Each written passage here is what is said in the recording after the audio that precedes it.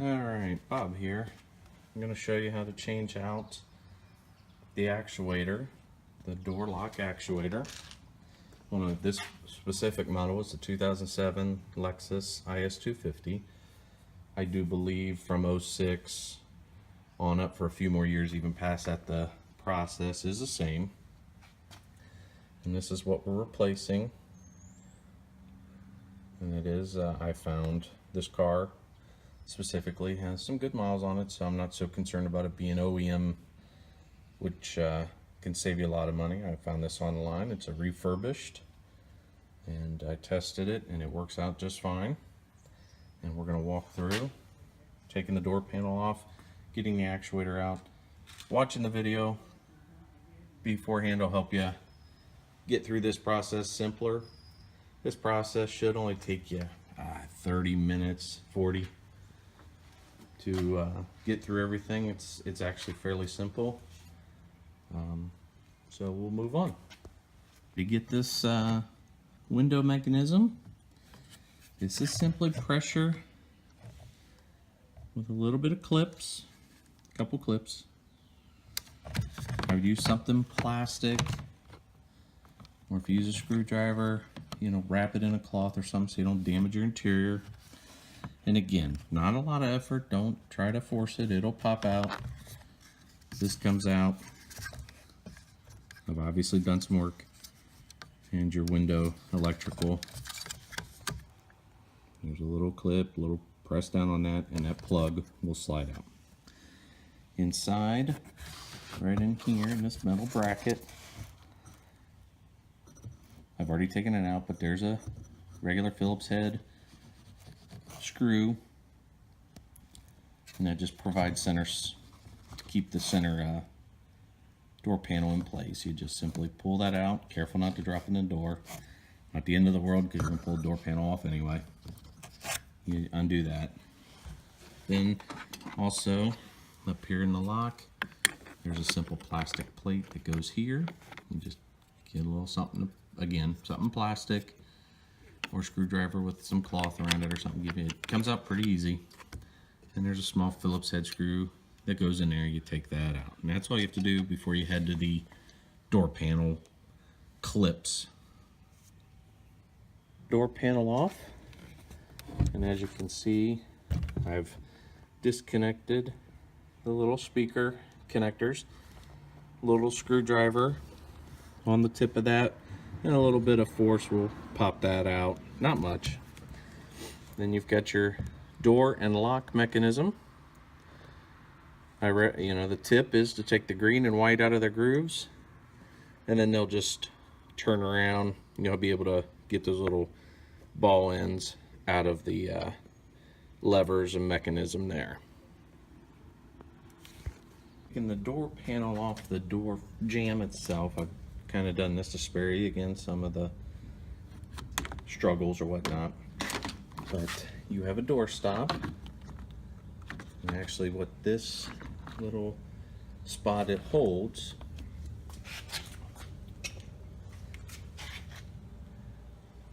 is this guy. Just simply unscrew it, and its job, just in case you want to know, this is what presses against your door sensor to let the car know the door is shut before trying to lock it and so forth. So taking this off, you'll see that there are body panels. If you're careful enough, those will pop off with it. Sometimes they'll get stuck, and sometimes you have to give it a little bit of love and they'll pop off either after the fact or with the door panel. But I suggest trying to get them off with the door panel. You can get a small screwdriver. There are tools available. This is one that I kind of use. It's a basic nail puller, but it allows me to give it a little leverage, and that will pop off with a little bit of force. Okay, so we got the door panel off, and what I've done is, as you can see, this is your cable to your actuator. You'll disconnect it, and you'll have 3 hex, star, You know, any one of these type of tools. These are not in there very tight. You may have to crack them with a ratchet. But basically, let's you're gonna get these undone. This will drop loose inside, and then we'll move on to getting the actuator out without having to take away the entire door window assembly. Thanks. Loosened up the actuator, and it will come out of there just with a little bit of maneuvering. So one of the key things here is you've got this window rail that will be in your way a little bit, but it doesn't take much. There's a bolt here that's hidden behind this plastic barrier. You'll undo this bolt, and don't worry, your window will not fall out. And then right up here at the top, yours may I have tape on mine because I've taken mine off before. This little pocket cover, and inside is another bolt. Now this one you gotta be a little careful because you could drop it down inside there, but a little magnet or something like that, or pair of pliers would be able to get it out. We're gonna go ahead and loosen those up, and we're not gonna take the whole thing out. We just need to loosen it up to give us just a little bit of wiggle room. I've spared you the video of me loosening a couple nuts here, bolts, and as you can see, there's just a little bit of play, and that is just enough for us to get that actuator out of there. One of the tips I will say is take your cable for your lock and your door handle and maneuver those behind the window rail. It'll be easier to, these are pretty rigid, so it'll be easier to maneuver your actuator out of the door with it behind the rail. Now we've got cables behind the rail, and inside, and I know I can't show you this, there is part of the door mechanism. I know that's very difficult to see, but I'll show you on the new one. This sits in there like so.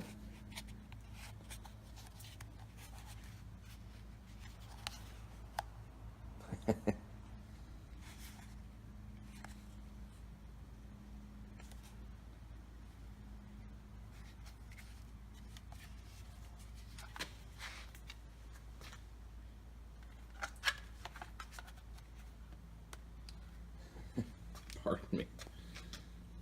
This sits in there like so, as you can see. And on the inside is this little metal rod, and your door handle pushes down on that to actuate the door latching mechanism. So what you have to do is kind of reach in there, and it kind of pinches it, but you can just push up on it and it'll pop off and it'll free the actuator.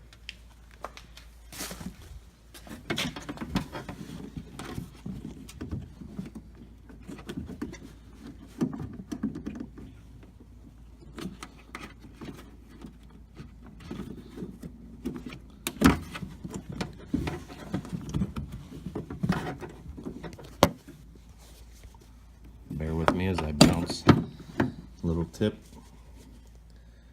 push your electrical connector into the door to give you a little bit maneuverability, and it'll usually just slide off. And as you can see, I'm sorry, it just slides out from behind. Now I can pull it through the door.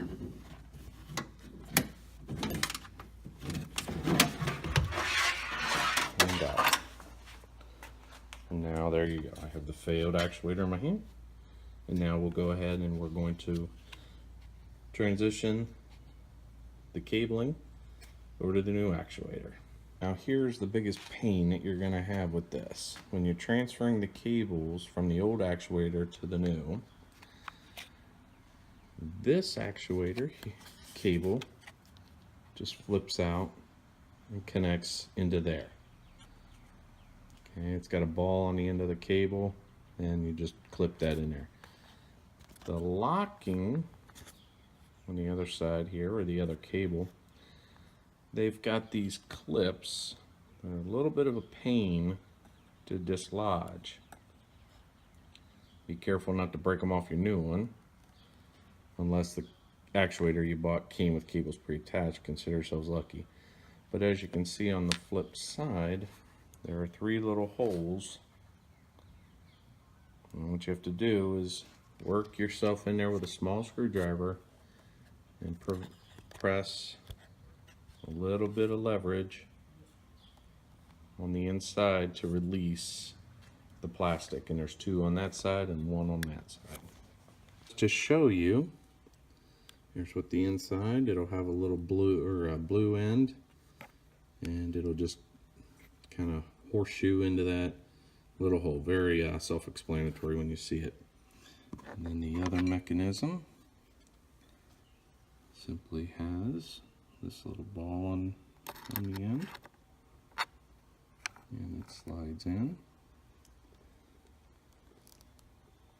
It comes around. Once you get it in there, slides around, and it'll hook into the groove here.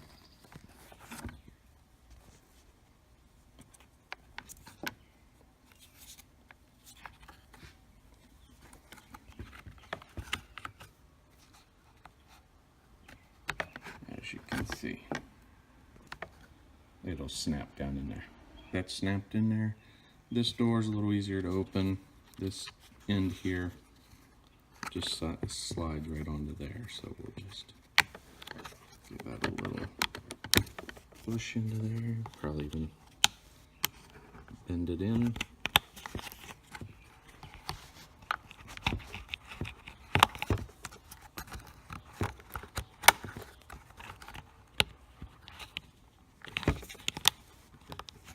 Just trying to be careful not to break it off.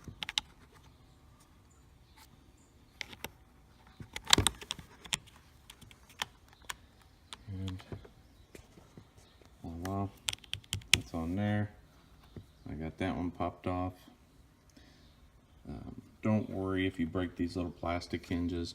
The 3 clips will hold it in there just fine. Now we've put that back in there the exact same way as we took it out. Put the cables into the door, slide it down, slide it up, and maneuver to get your plug here. Obviously your door mechanism here.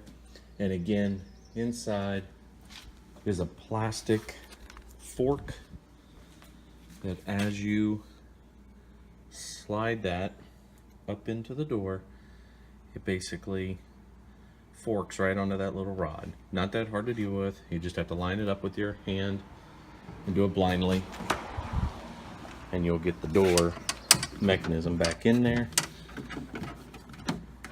Get it snug. Make sure your child lock comes through the hole there. And at this point, now we can fasten it back up. Another tip, I'd probably hook up the electric. Make sure your actuator is working before you put it into the door. And make sure to push this in to let the car know that the door is shut, and then try your key fob. I've got everything tightened back up again. I've put my bolts back into my window frame.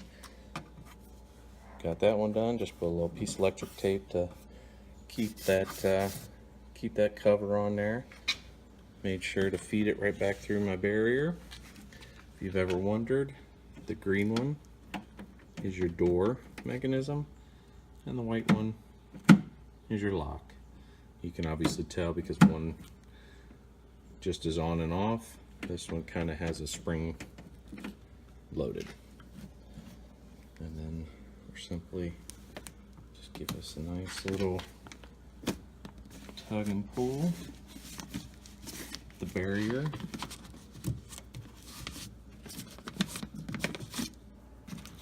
It just sticks on there, nothing special. Hook up our electric. We'll take our key fob, and again we'll push in. You can watch. And we can see that now we have a working actuator.